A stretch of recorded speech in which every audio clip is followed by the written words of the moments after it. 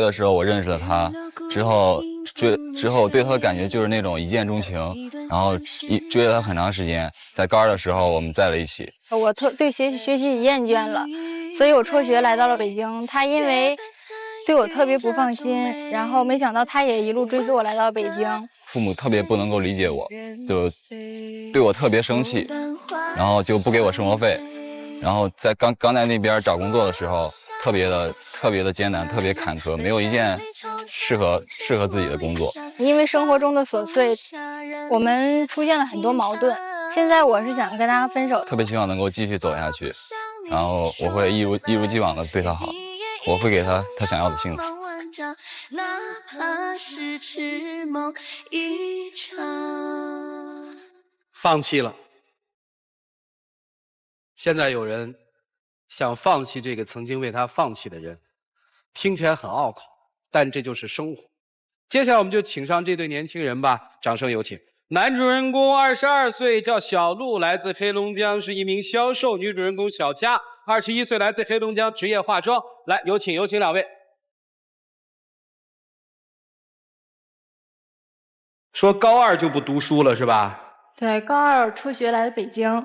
那时候也做过他的思想工作，然后总是特别想留住他嘛，不想让他去。高中没毕业的话就去北京，能有什么发展？北京本科、研究生毕业的一大堆。其实就是我特别厌学，然后学习方面就觉得与其坐硬板凳在教室里边，还不如多出来社会积累经验。然后还有方面就是父母的原因，感情方面他俩就是出了点矛盾那时候，然后心里特着急，就想着赶紧来北京陪陪父母什么的。解决。你父母在北京，你在？我那个时候在东北哈尔滨读书，跟姥姥姥爷住在一起。你当时的学习成绩好吗？还不错的，在班里面算10-20名吧。当时他学习成绩是挺优秀的，而且就是很多女生都追他，然后属于那种学校特别风云的人物。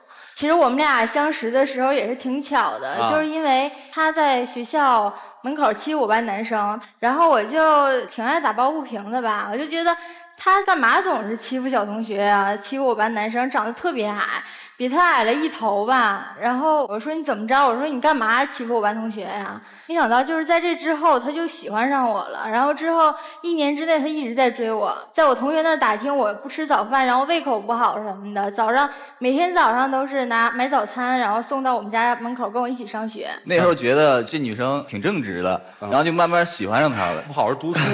你早恋就早恋嘛，怎么学也不上了？后来你是不是也跟他一起辍学不上了？对，那时候也做很激烈的思想斗争，毕竟没有什么文化，到北京没有什么发展，然后跟父母也商量过，这父母极力反对，说我要去北京找他的话，就别再让我进这家门了。但是我还是决定要过去，然后到现在我父母也没再给过我生活费。哎呦，等于你为他放弃了学业，对吧？对。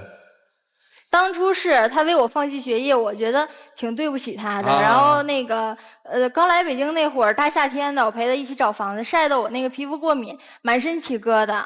然后对他不好嘛，每次都是从家里拿零用钱。然后后来找到工作，一月挣了1000多块钱，先交了房租，剩下就是没有什么生活费了。每次都是我先贴补他。我刚来北京那会儿，然后特别难，工作也不好找。他就拿他家人给他的零用钱还有生活费来给我支付房费。那个岁月我相信虽然艰苦，但是在你们的心里还挺美好的。今天为什么来这儿呢？今天来这儿就是因为他工作的时候出现了一个小三儿。什么小三儿啊？你们俩那么暧昧的动作我都看见，还不是小三儿？聊天记录我都看见，你换了多少个电话号他都知道了。是那因为我工作关系啊，他是我的客户，他能不知道我手机号吗？你是不是答应我不和他联系了？但是每次你换新的手机号，你都会跟他。但是我们有业务往来啊，他给我介绍新的客户啊。行，我就问清楚啊，他有一个女客户，你觉得他们俩关系暧昧多久啊？他俩陆陆续续联系了将近1年，然后前段时间才真正的就是断了联络。这客户联系有什么呀？因为特别暧昧。就是我俩有些言语上的暧昧。但是你承认你暧昧是吧？只是言语上的好。但是没有其他处。言语上的暧昧，那你把我当什么了？你凭什么带他跟你朋友一起去吃饭啊？那我算什么呀？那也不是因为你也有一定责任吗？你总是在家里面对我大吼大叫的，又打又骂的，说我滚，说我没用。那根本就是嘛，之前也是这么对我的。上学那会儿，我看到一个毛绒玩具，你攒了半学期的吃饭钱都不吃饭，然后给我买一个那样的毛绒玩具。那时候我家里面给我生活费啊。现在呢？我有钱。我们俩去逛街，我说我想喝醒我时间那个饮料，10几20块钱他不舍得给我买，然后去买了一瓶矿泉水，告诉我夏天喝矿泉水凉快，然后解渴还健康。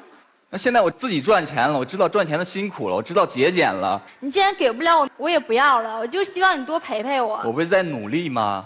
周一到周日都在加班，一直加班，然后周六周天晚上打游戏，第2天我让你陪我去逛街，你不陪我，我只是想让你多陪陪我，有一些咱俩的2人世界而已。我不是上了1周班，我很累了，我想睡一个懒觉就不行，非要把我拽起来去逛街，我不信你还把我推下床。你和女同事中午出去吃饭就可以是吗？那是工作的需要，你有时间陪他，就没有时间陪我。到底是因为他跟女顾客暧昧，你来这儿了要跟他分手，还是他不陪你啊？他就是因为跟女同事特别暧昧，然后觉得那个女的比我好，比我能理解他，所以你提出分手了是吧？对，他好你就去找他吧，还跟我在一起干嘛呀？你跟那个女同事到底暧不暧昧？我俩是通过工作关系认识，一来二去的聊得多了，他可能有点喜欢我，然后就对我各种关心。我也跟他说过一些我俩之间的事情，说他在家总是对我又打又骂的。然后他听了之后就告诉我说，现在女孩不都这样吗？你多去体贴她，多去包容她就好。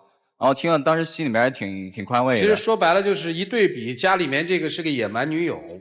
那个是一个温柔贤淑的女性，对，我觉得我脾气挺好的，已经，挺能忍了。你们俩之间没发生什么吧？没有。你说没有就没有啊？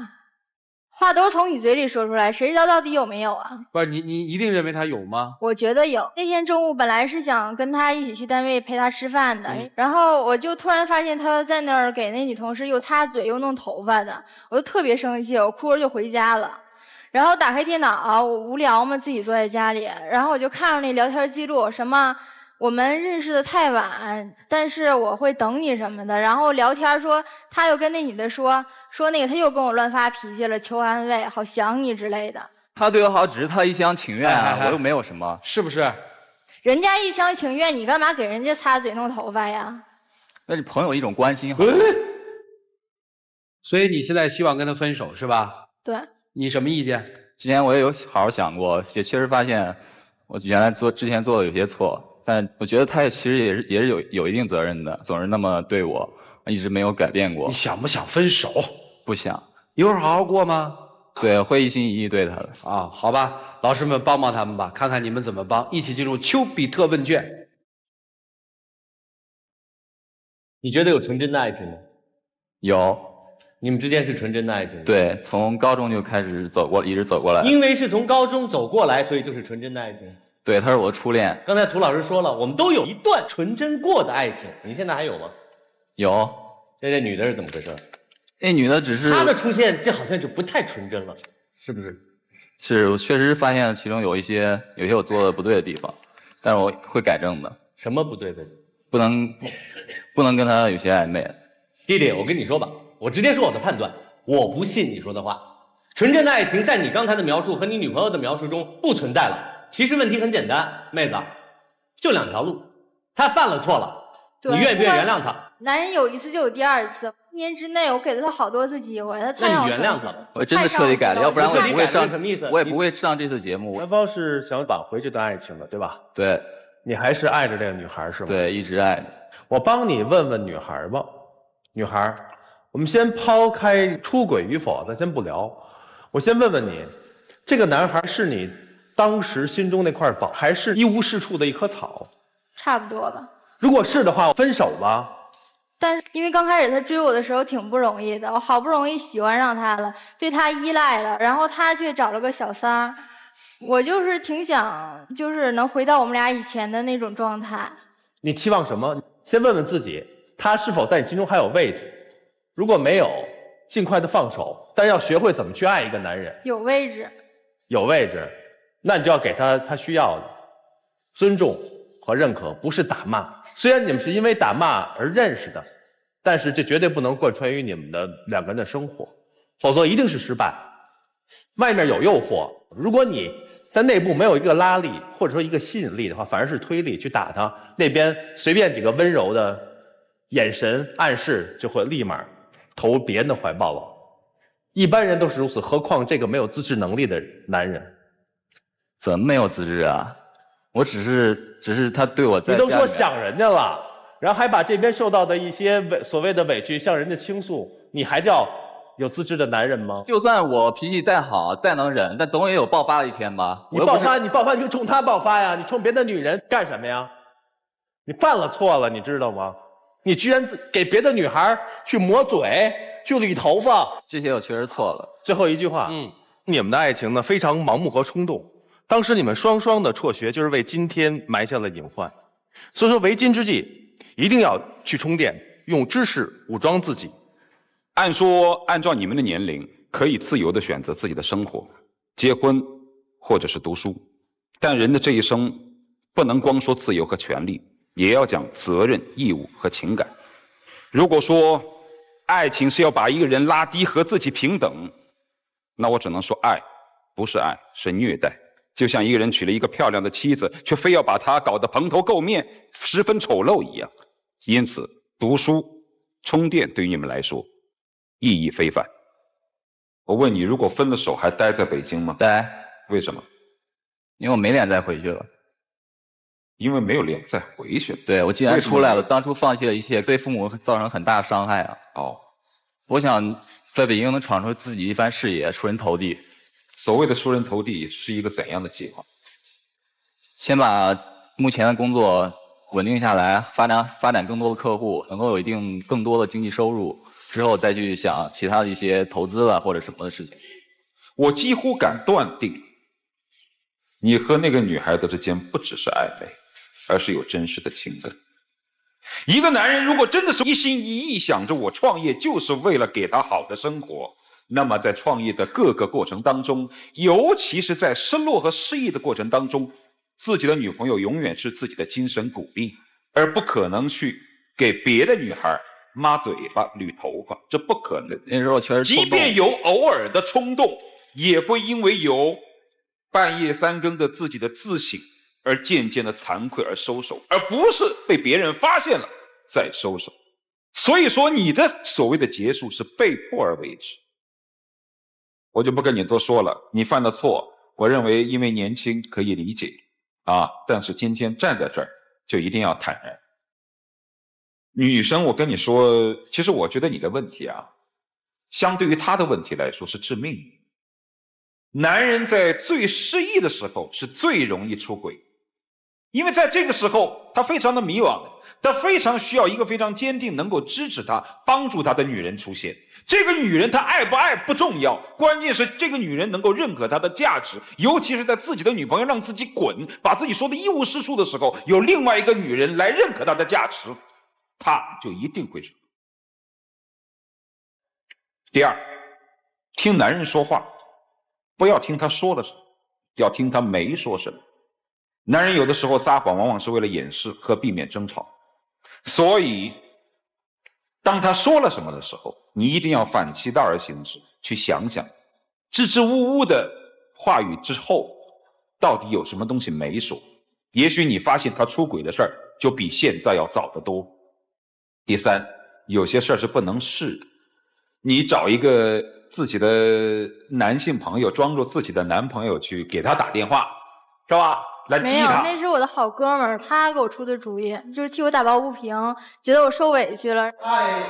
一样的嘛，两边都有一样的，你一样会找自己的所谓的哥们儿来互诉衷肠。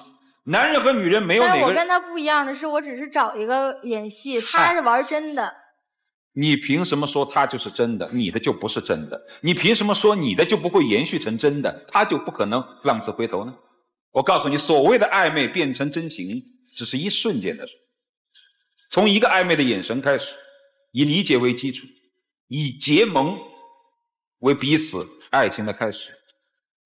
你不是一个有爱情洁癖的人，所以我认为今天你们能成。但是我最关键的一点是，我想告诉你的是，男生，其实我刚才问你的那个问题我很不满意。我说你分了手之后你还留在北京吗？他的理由不是说我就是要在北京干出一番事业，他的意思是我没脸回去。你居然是因为这样的原因才留在北京。所以说从心底来说，没有什么真正的东西能够支撑他在北京撑下去，没有，你缺乏这样的力量。他就是我的力量。他是你的力量，你早知道你干嘛跟别人抹嘴里头呗？那确实。你如果天天念念不忘，他就是我的力量，你怎么会干出那样的事儿呢？而且一聊聊那么久。也确实失忆过一段时间。行吧，失忆的时候精神出轨，因为年轻或许可以被原谅，但是一个男人没有真正的精神支柱的话，永远不可能获得真实的爱情和美满的生活。就这样。其实我拿到这个选题的时候，我心里是挺不舒服的，因为我看到了一对高3的孩子为了一段所谓的爱情，他们开始过早的跨入社会，去体验社会的林林总总。其实我们3位老师的意见，不管其他的意见，我相信有一点是统一的，包括我们这个现场的所有的观众朋友，我相信没有任何一个人支持一对早恋的孩子放弃学业而私奔。因为这个行为本身就预示着这2个孩子放弃了自己生活必经的一个道路，这就是你们俩现在所做的事情。听起来其实很荒唐，但是在现实生活当中，还有一部分的小朋友这样去做。他们认为爱情是浪漫的，海誓山盟，要给自己的爱情折腾一点事儿出来，就像你们俩一样。实际我在想，如果有一天你们能够进入到大学校园的门，在大学里面再开展你们的爱情的话，也许你会发现，这次的爱情或者叫这一段的爱情，又有了新的意味或者叫意境。你们应该怎么样共同来面对生活，可能是个更大的课题，比你们在这矫情爱和不爱可能要重要。接下来的时间留给你们，一起进入黄金60秒。这一路走来磕磕绊绊的。我觉得你也放不下，也不想失去这份感情。其实我跟那女孩真的没有什么，真的希望你能够原谅我。我们在一起这么多年了，其实我也挺放不下的，毕竟在一起的时候那么不容易，你追了我1年多，现在马上你工资也快涨起来了，也快过好日子了。但是你却弄出来一个这么就是每天都是打打闹闹的，我也受够了，我不想在争吵中度过。我真的没有再跟那女孩联系了，我当初来北京就是为了咱俩能够好好走下去。但是你跟那女的在我心里边已经造成阴影了，1年之内我给了你很多次机会，我不知道我能不能再相信你了，我怕再给你机会你还会伤害我。我来这里就是让大家证明，我真的我会对你一心一意的，是在乎你，你再相信我一次。人家都说男人出轨有第1次就有第2次，我觉得我真的不知道我自己能不能再相信你，我不想让自己再受伤了。好，时间到。唉，又绕回去了吧？回去吧。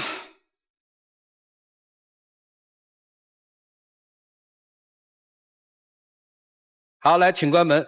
男孩子说：“我为你放弃了学业。”女孩子说：“你背叛了我，我真的不能原谅你。”嗨，读懂生活吧。各位，请拿起手里的表决器。看好他们吗？他们会在一起吗？来，各位，在一起选赞同，不在一起选反对。来，各位，请选择。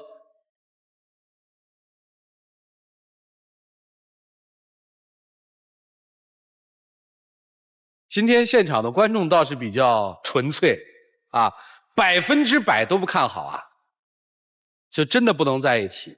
什么原因呢？这个还真得问一下。为什么反对他们在一起？我觉得真的是女孩说的那个，男人有第1次就有第2次。您呢？我选的也是反对。啊，这我们知道。为什么反对呢？因为我觉得他要是改的话，他之前就会改了，不会这样一次一次在伤害女孩。所以你们觉得不能原谅？对啊，好，谢谢。您呢？您是怎么选的？我觉得他们可能还是太年轻啊，在这个人生的道路上呢，再增加些阅历，再往前再走一走。您什么职业？我是老师。听出来了，说的真是教育人的话哈，太年轻了哈。好，谢谢啊，谢谢老师哈。各种看法、各种观点都有，汇集在一起就是不看好，会有奇迹吗？一起数5个数，来，5、4、3、2、1，请开门。